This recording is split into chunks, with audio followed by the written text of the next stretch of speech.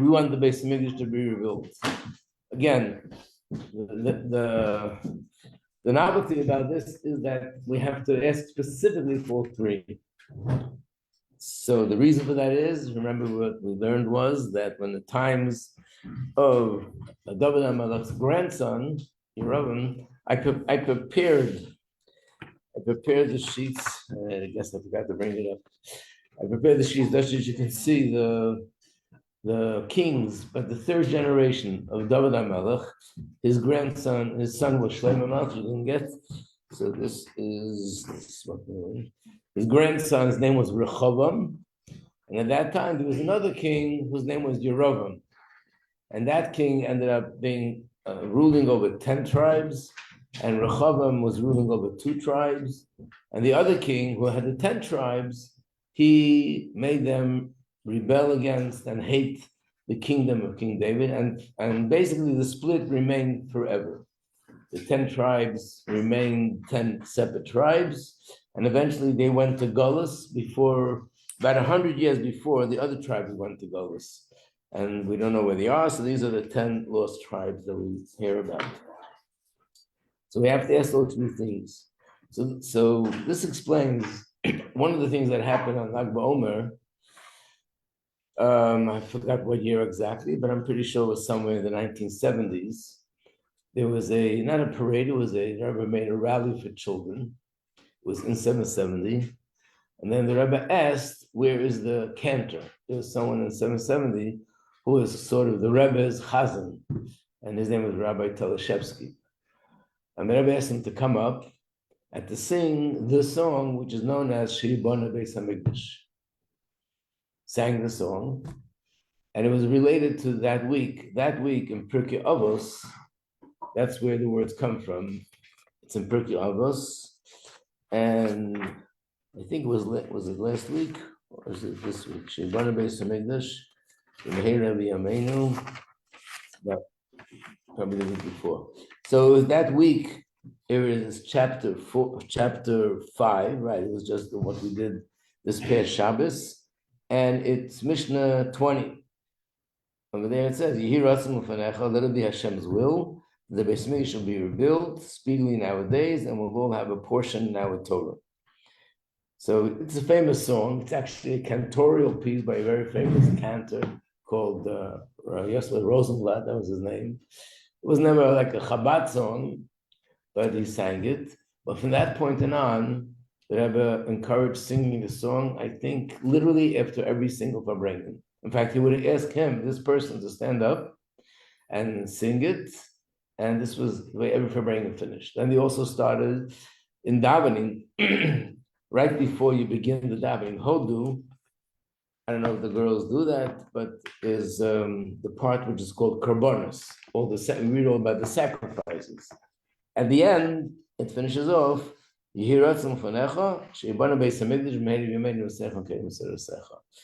again, it started that when they say this piece, they sing it, not just say it. And the Rebbe would actually encourage to sing with his hand. So it became the custom to sing it at every rally, to sing it, went by Farbrengen, to sing it in the davening. So one of the ways, the Rebbe never explained why he said to do that, but based on this, we understand.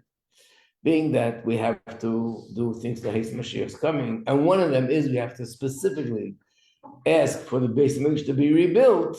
So therefore, we not only ask for Mashiach and davening, but we actually add and we say a special prayer asking for Hashem to build the Beis Hamikdash. And the same with Ad Mosai. We mentioned that in the year 1980, that's when the Rebbe introduced this idea that we should shout and sing Ad Mosai, which means, Hashem, how long are we going to stay in Geulah? We want Mashiach to come. Now, we do it in davening, but nevertheless, the Rebbe requested that we say it after davening and during Farbrengens or during a gathering, or whenever there's an opportunity, just to call out to Hashem and say Ad Mosai. On the surface, the reason was to show Hashem how much we want Mashiach. Remember, we explained that if Hashem sees we want Mashiach, then he sends Mashiach. But based on this, there's also another reason. Because we just finished saying that in order to have Mashiach, you have to ask for, we want Hashem's sovereignty. And we want Mashiach to rule over us. And why do we have to spell that out? Because we want to say that even though there were other kings in history, there were kings of the 10 tribes. And by the way, after Hanukkah, there was another king. The king came from the family called Chashmonaim. They were also kings. And we say to Hashem, but we only want one king. We want the kingdom of King David. And we want Moshiach was a descendant. So by saying Ad Masai, in a way, we are saying that we want Moshiach to be, we want King David to be Moshiach. So the Rebbe also explained that this idea of spelling out and asking they want him to be a melech is connected to the fact that even a king that deserves to be a king and is supposed to be a king, and he's the son of a king, and therefore he's being appointed as a king, not just by anybody, but by the prophet of the generation, there still has to be something coming from the people, that the people are sort of expressing and declaring their willingness to accept him as their king. And then he can become their king. Where do we find this? In Tanakh. So in this booklet that I gave you, it's the last page here. Well, it's next to the last page, where it shows us how Shlomo HaMelech was appointed as a king, as an example. So go to, it's page 9 in the booklet.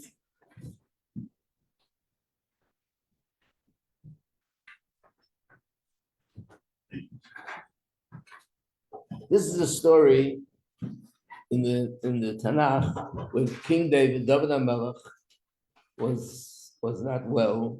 He was getting closer. He passed away at the age of 70. He was getting closer to the time that he was going to pass. And he had a son whose name was Adoniyahu. And this son already declared himself as a king. And he made a big party. And by this party, they invited all the prominent people that were part of the kingdom. And these are people that got together and they sort of appointed him as the king. This is while King David was still alive. Who was supposed to be the king? Shlomo HaMelech, his son. He had other sons, but his king was supposed to be Shlomo HaMelech, King Solomon.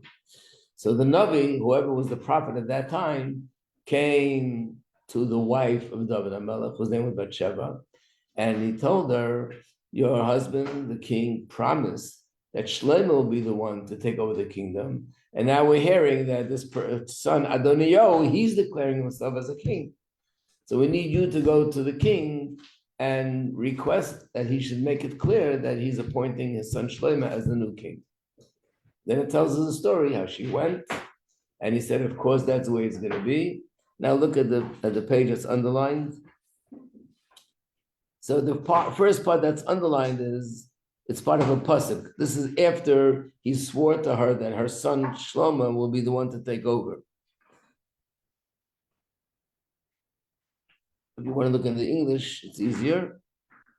So let's look at pasuk 30. That's not underlined. Pasuk 30 is a few lines before. I swear, this is King David speaking, that I have sworn to you by Hashem, God of Israel, saying, Solomon, Shlomo, your son, he had more than one wife, so this is Shlomo, your son, will reign after me, and he will sit on my throne in my place. So shall I fulfill it this very day. So Bathsheba, with his wife, bowed down to the ground, prostrated herself to the king, and she said, may my Lord, King David, live forever. And in Hebrew, these are the words, Yichi Adoni HaMelech David Leilam. What happened next? King David then said, summon Tzadok the Kohen, Nasan the prophet, and Beniyahu the son of Yehoyada, to me, these are the prominent people close to King David. They came before the king. And the king said to them, take with you your master, servants, mount my son Shlomo HaMelech on a mule, and take him down to Gichon. Gichon was a river. What should they do there? Tzadok the Kohen and Nasan the Navi shall anoint him as the king over Israel.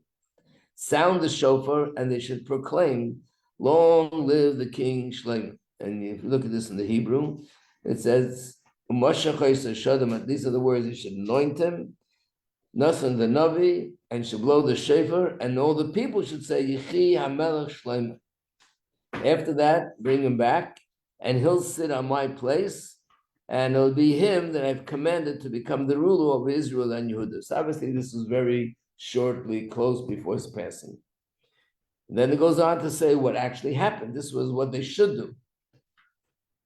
In verse pasuk number 38, so Tzadok the Kohen, Nasan the Navi, Benayo, son of Yoyada, and the archers and the slingers went down and mounted Shlomo Melech on the king's mule, and they led him to Gichon. So Tzadok the Kohen, he took out the horn of oil, there was oil in there, and he anointed Shlomo Melech. Then they blew the shofar, and all the people proclaimed, "Long live King Shlomo, Chi HaMelech Shlomo La'olam." And then the people ascended after him.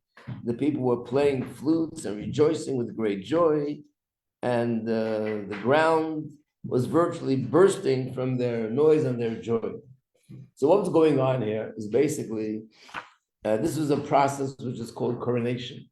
We live in a world where we don't even know what a king is all about, and definitely don't understand what coronation is about. But just a few years ago, there was a coronation in England. It's a little bit of more of a ceremony more than a real thing. There's no real king there.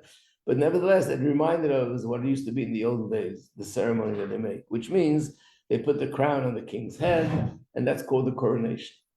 So this is what happened here.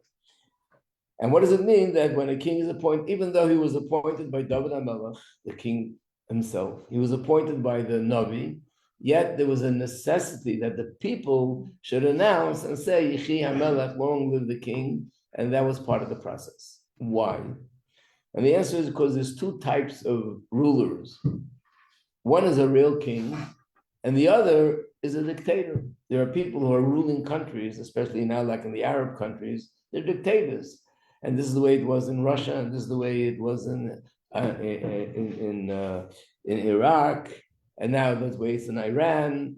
You know, they do certain things to make it look superficially as if it's a democracy, but really these are people that are using force. Anyone who says anything against them, they kill them. Anybody who wants, the normal way we do it is like in America and most of the world, free country. There's votes, and people decide who's going to be, and that person rules for a few years, and then you target someone else. Here, it's one person sitting, and he controls everything, and basically kills anyone that has any idea different. So they're ruling with brutal force. People don't like him; they hate him. They, as we know, if you know the news, they killed thousands of people, tens of thousands of people. These are all people that don't agree with him. That's the way it was in Russia. And that's the way it is in all the communist countries. So in Hebrew, this would be called memshala. Memshala means a ruler, but there's no real relationship here between a king and a ruler. This is a person that's ruling with force. Melech has a very beautiful, deep connotation to it. A melech is a true king. Moshe Rabbeinu was a king, and David HaMelech was a true king. Shlomo HaMelech was a true king, and so other the tzaddikim, which means that there was a relationship, a king and the people a king was someone who cared for the people, and he loved the people, and the people loved him, and his function was to provide for them what they need, and to be able to lead them as a nation, not just as an individual. And in essence, it's all about bringing out the best in everybody, rather than ruling over people. That's what a king is about. Like a hobby.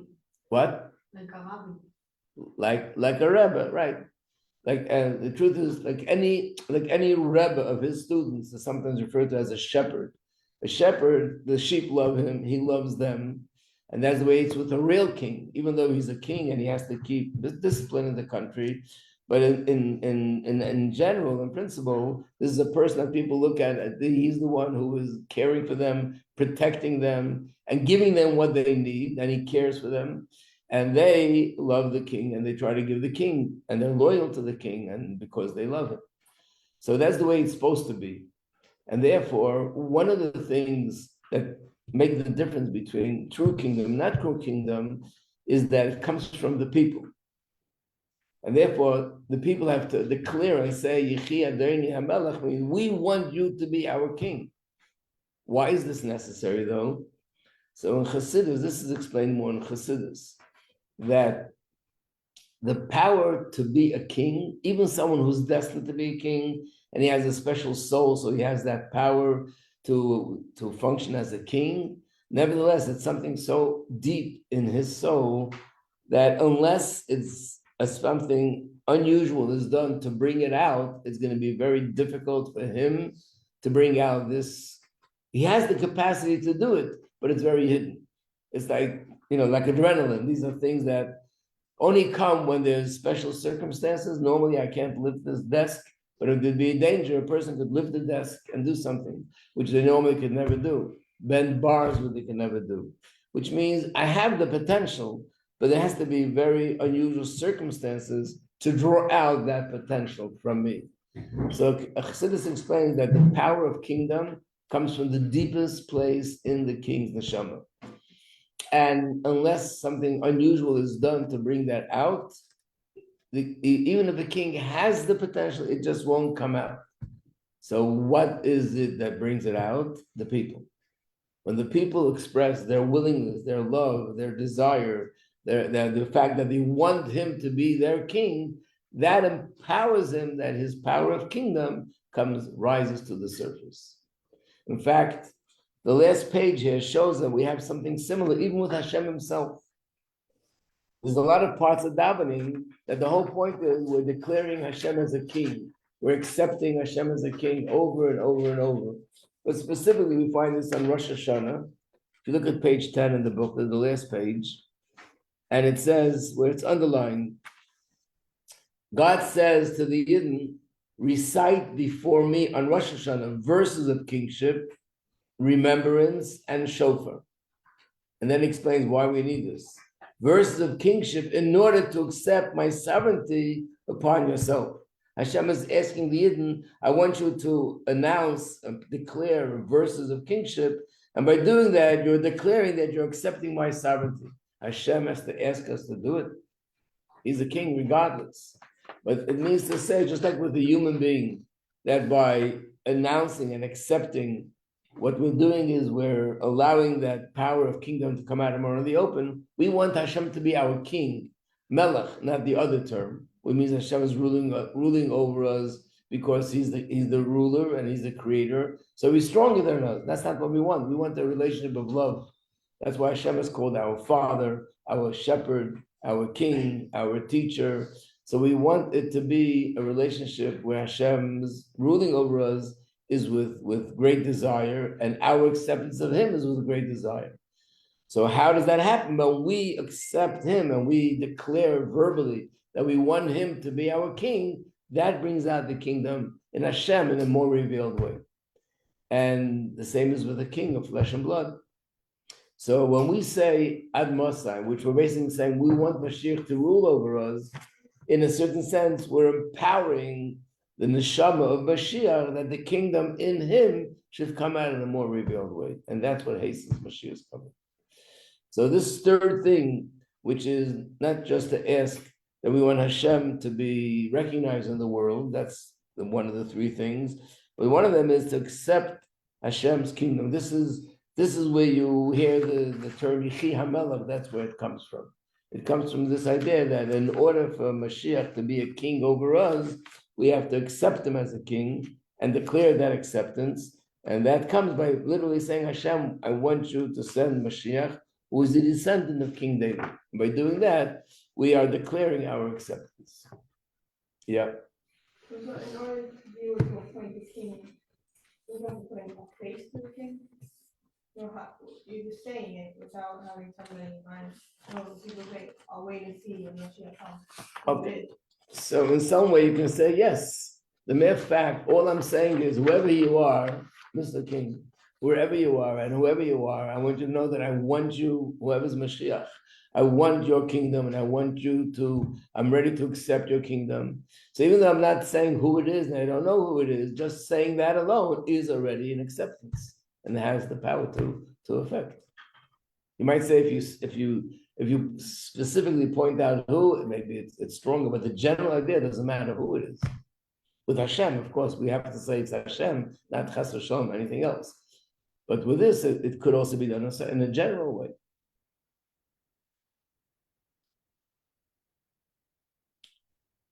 So this is one thing.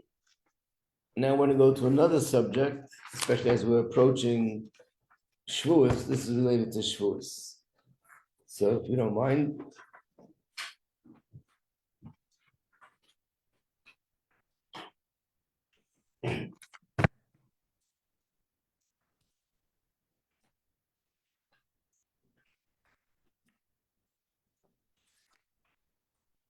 But it says on the cover page is new insights in Torah that Moshiach will teach.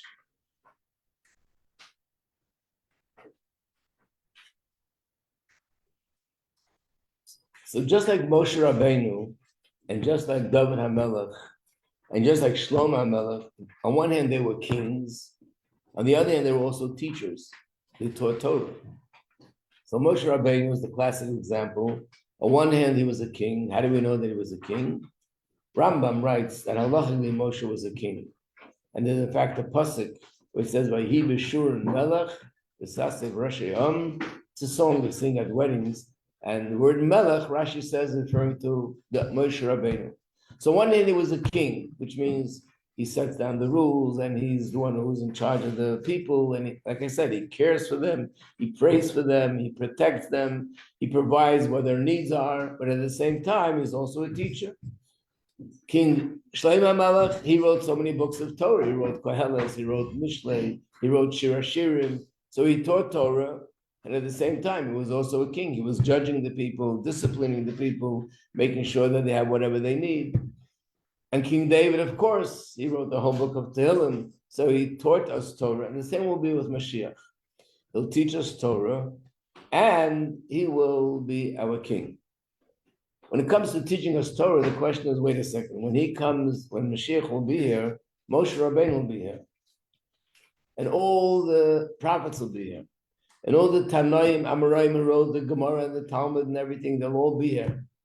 What are they going to do? That's level 2. And he's going to be teaching level 1. What's going to happen to all the advanced students?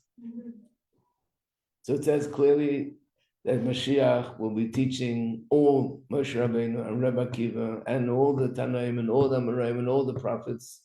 And that's based on this, that when Mashiach comes, Hashem will reveal new insights in Torah that were never known before. And basically, what is this referring to? It's referring to more the hidden secrets in Torah rather than the revealed part of Torah. So we know, I've used the words many times.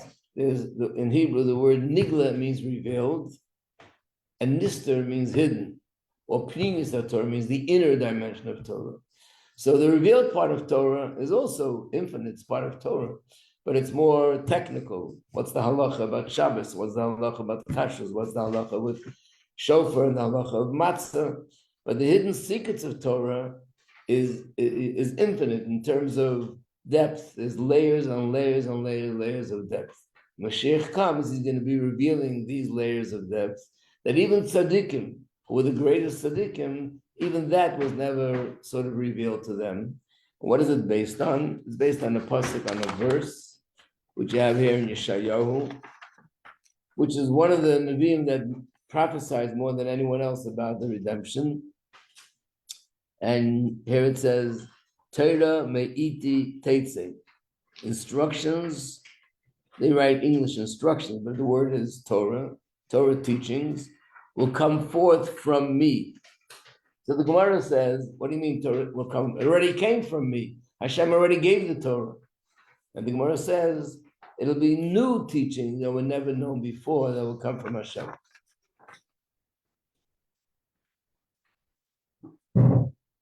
So the truth is like this, that everything in Torah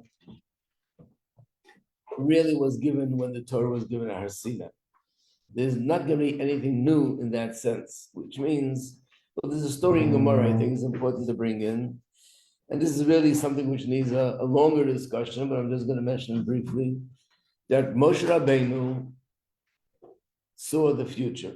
This is a story in Gemara. And he saw Rabbi Akiva teaching students. And they asked a question. No, he was teaching students and he was explaining things. And Moshe Rabbeinu was saying to himself, I never knew this. Rabbi Akiva is saying something that I never knew. which means as if I missed something out. How could that be? And he was very disappointed with himself. And then one of the students says, Rabbi Kiva, how do you know this? So he said, this is a tradition coming down from Sinai, from Moshe Rabbeinu. Then he felt better. What does that mean? Did he teach it or did he not teach it? So generally, the explanation is Moshe Rabbeinu taught the general rules of Torah, but these general rules, these general principles of halacha, for example, or whatever it is, contain in them so many details, and the details were never spelled out before, but it's included in the general rule. What would be an example? Maybe you can give me an example.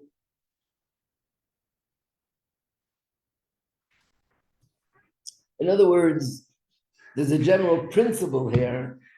What? I'm not giving you time to think of something. You want to say something? No. I'm thinking, of course, this is science, not to compare, but we're talking about logic and intellect, so really it's the same thing. We have today jets and missiles and spaceships that go to outer space. Who's the one that sort of was the first one to invent this whole idea that things could be flying in the air? Anyone know? That's for sure. I'm talking about in the human race. The two brothers, yeah. Two brothers. What? The Wright brothers. Yeah. Oh, Wright brothers, yeah. You know anything about their planes? The Wright brothers. Thank you. Yeah. Do you know anything about their planes? How good they were? How efficient they were? Maybe a few seconds. They flew a few seconds, and they just flew a few yards. And one time it fell down. One time somebody got killed. But eventually, look what developed from when they started, and then you can't even compare to what we have today. So basically, there's a certain scientific principle that they came up with, which is the principle which makes things fly. The rest, everything else are details. It's almost like everything else is just the details that were developed from their basic principle of science. And it's all included in that. So on one hand, yes, what somebody came up with 50 years later is definitely new, but really it's an outcome of what they introduced. I feel like the holdings of Shabbos and with all the new stuff we have today. Exactly. All the halachas of Shabbos, like people ask a question, how could you know what the halachas with modern technology, things that are modern technology when it comes to Shabbos? How do you know when it comes to kashrus, there's things like different things which we cook and we bake, or what are they called? No, you put it in and Lemon trays? not the trays, I'm talking about Oven? Toaster ovens? toaster oven, and what about Air fryer. no, I mean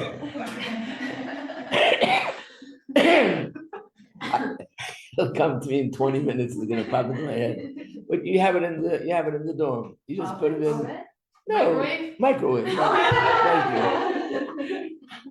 A microwave. They had no microwaves in those days. How could there be halachas about kashrus that relate to a microwave? So you're right. There are certain principles of halacha, and then the Rav or the Rabbanim have to look to see though those principles apply. There was no such thing as cars and microphones in those days. How do we know whether it's permissible or not? So you have to figure out what are the basic principles of what's considered work on Shabbos, what's considered electricity, what's not electricity, fire. And then we know whether this is considered fire or it's not considered fire. So that means that this is, and in fact, this is the brilliance and the genius of Gemara. Gemara was written by certain sages, but it was a collection of things of Torah that was studied over a few hundred years. And what they chose to put in Gemara was something that would contain all the principles that will ever be relevant in the future. Everything is found in Gemara. But you might find anything about a microwave there or an airplane there, but the principle is there. I mean, to give a simple example, there's a halacha that if somebody says, I testify that this and this person did such and such, and someone else says, how could you testify? I was with you in this city, and that happened in the other city, and you're talking about Tuesday, I was with you on Tuesday, and you say it happened 2:00. I was with you 11:00 on Tuesday in a different city. How could you testify? It takes 5 hours to get from here to there. And that proves that he's a false witness. Would the same apply today? No. Because today you could get from here to there. So the Gemara doesn't say he's a false witness just without a reason. The reason is because it's impossible to get there. But today that you could get there. Once we know the principle of the matter is it possible to get to such a distance in such a short time? Following that principle, if we're living in a circumstance where you could, through an airplane, be in one country at one time and 1,000 miles further in the same day in another place, then the halacha doesn't apply. Even if it would be America in another country, you'll say it's possible that you were here in the morning and you were there at night. So in other words, the principles of logic could be included in this general rule, and that's the way it's with Torah. Moshe Rabbeinu gave over all the principles of everything that might be related to Torah. So even though Moshiach will be teaching Torah forever, for all of eternity, there'll be no more new things, but they're still all included in what he taught. So when Moshe Rabbeinu heard that even Rabbi Akiva came up with something new that he didn't know, it means he didn't consciously deal with the detail, but it was included in what he taught. It was all given through his teachings. So, but when Mashiach will come, there'll be things that even throughout the generations, even Moshe and even the prophets and even the great sages of the Talmud never revealed those details. And when Mashiach comes, those details will come out. So that's why it's called new. It's not, nothing is new, chas v'shalom, in the sense of Torah. Everything was already given. And we'll never ever again have another Matan Torah, but everything that will be there was always there, and yet it's considered new. New in the sense that this detail was never revealed. And there's a famous story with the Beis Yosef, Rabbi Yosef Karo. I think he himself recorded the story, that there was something in Torah that he struggled with. He didn't understand the meaning of it. And he struggled 1 day, 2 days, I think 3 days. Now you're talking about someone who was one of the most brilliant people that ever lived, one of the biggest tzaddikim that ever lived. He became the author of the Shulchan Aruch that all of us go by to this day. So obviously he was a very big tzaddik, and obviously he was a brilliant genius, and yet he couldn't figure this out. Finally, after working on it for a few days, he got it. Very excited. And then something happened which burst his bubble. What happened? He went to shul, and he overheard a conversation. There was a rabbi, one of the ordinary people in shul, teaching something to others. And someone in the crowd asked that question that he was struggling with. The rabbi thinks for a second and says, I think the answer is this and this. And he nearly fell to the floor. What? It took him days till he figured out the answer. And he just thought about it and he gave him the answer. So he was sure that it meant there's something spiritually in him that's blocking, and that's why he couldn't get it. He lived in the same city as Arizal, in Tzfat. They all lived at the same time. It was amazing. Rabbi Yosef Karo, the biggest giants of the generation, they all lived together. Rabbi Yosef Karo and the Arizal and a few others. He went to the Arizal and he poured his heart out like, this is what happened. He's very disappointed. And what does it mean? What do I need to correct? How could I take away whatever is blocking spiritually? So he said, no, there's nothing blocking. You have to take anything away. So what does it mean? And he explained to him that what you worked on so hard and struggled for so many days, this was a Torah thought that was never, ever revealed in the world before. You were the first one to sort of bring it into the world. And when something new has to be brought into the world, it's always being challenged. Like any good thing, spiritually, there are certain things that challenge. And that's why it was hard for you to get there. But once you got there and you sort of opened that door, now everybody can go in and out. And give me the analogy, there's a wall, and you can't get through that wall. And different people try to knock the wall down and they can't. And one person walks over who's very strong, knocks the wall once, twice, 3 times, 10 times, and finally makes a hole right through the wall and walks right through. And then the person after him doesn't do anything, no effort. He walks right through. How's that possible? He had to work so hard. and we had to use his muscles, and the other person could even be a child and he walks right through. The answer is because once I made the opening, everybody could walk through. So Rizal said to him, once you brought this Torah thought down into the world, now other people, when they think about it, can easily access this part of Torah. So this is the thing with Mashiach as well. That Mashiach will reveal things that were never ever revealed before.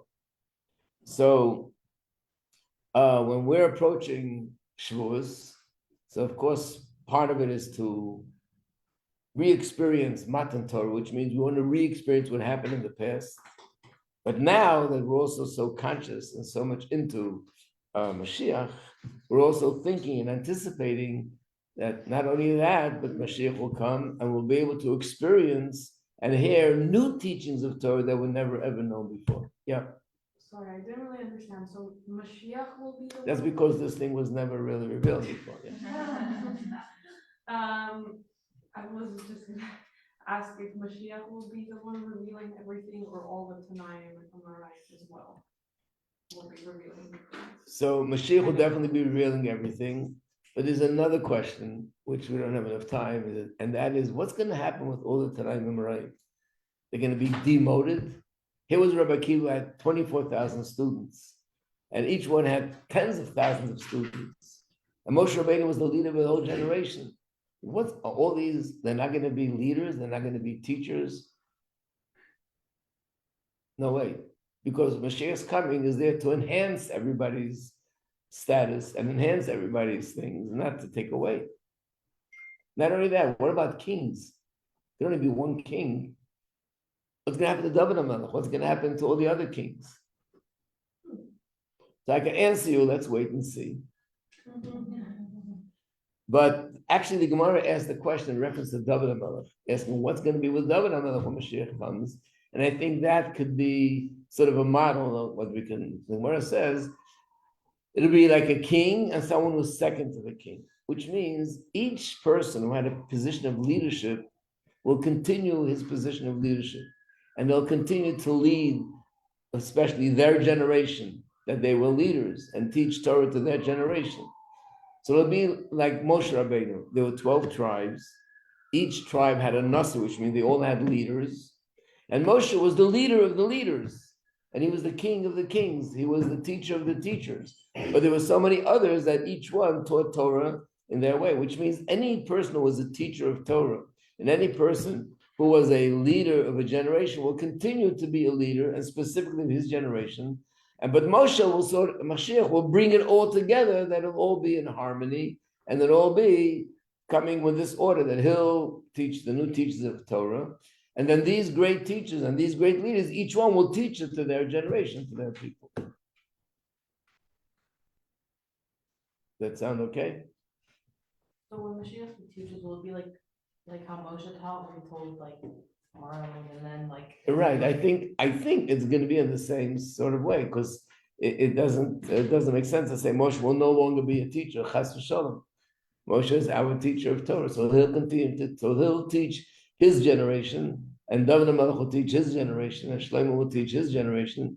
And in each generation, there were many other teachers of Torah. There were prophets and teachers, and each one had their area that they covered, and they will continue to do that. What I'm going to say now is more of a joke, a humorous thing. But there was once a meeting between, I think this was in Europe. The great rabbis had a meeting, and they were discussing. It was all with rabbis, with communities. They were discussing Tchias HaMesim. So one of them said, "What happens if the rabbi of the community deserves to be resurrected, but the people don't deserve? So he's going to be one of these people. He'll be a leader, but he has no one to lead because his whole generation doesn't deserve to be resurrected." So one of the rabbis that said, if his whole generation doesn't deserve to be resurrected, then he doesn't deserve to be resurrected. So it won't be a problem. But we don't believe that, because the end of the day is every year we'll have Tchias HaMesim. There's no one that's going to be excluded. That's one experience that nobody will be excluded from. It's nothing to worry about. A good Shabbos, everybody.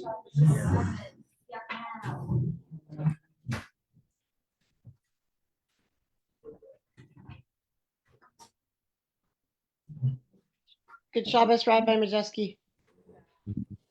I missed you. Good Shabbos, good Shabbos.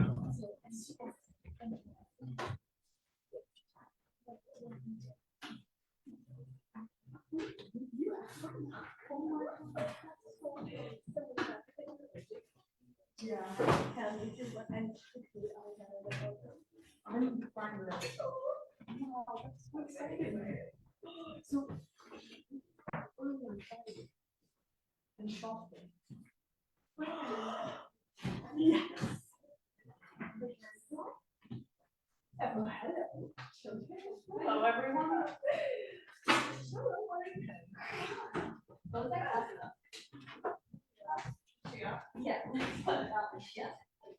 What? The new Florida